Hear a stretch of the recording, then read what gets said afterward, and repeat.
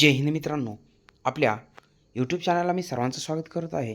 तर आपल्या महाराष्ट्रामध्ये मुंबईमध्ये एकूण 4 नवीन पोलीस स्टेशन स्थापन करण्याबाबत एक महत्त्वाची अपडेट आपल्याला गृह विभागाकडून मिळताना दिसून येते.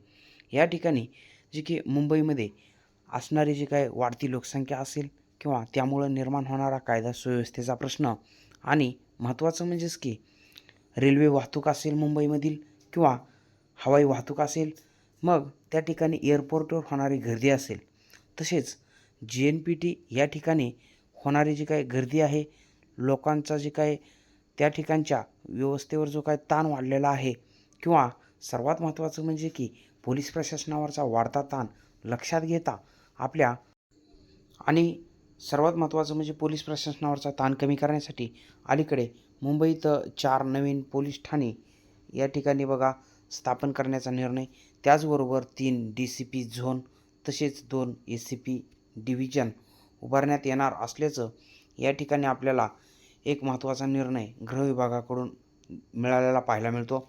त्यामध्ये 1448 नवीन पदांना या ठिकाणी मंजुरी. म्हणजेच की एक लक्षात घ्या की आपल्याला या संदर्भात जी काही जागा भरती असणार आहे तीसुद्धा आगामी काळामध्ये आपल्याला पाहायला मिळेल.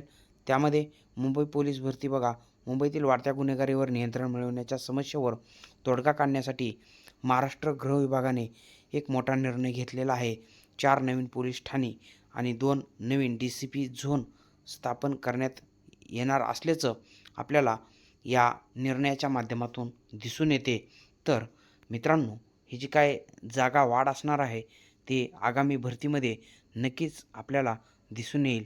तर या ठिकाणी गृह विभागाच्या या निर्णयामुळं आपणसुद्धा आगामी भरतीसाठी तयार राहायचं आहे. तर या ठिकाणी आपण जर माझ्या चॅनलला नवीन असाल तर चॅनलला सबस्क्राईब करा. धन्यवाद. जय हिंद. वंदे मातरम.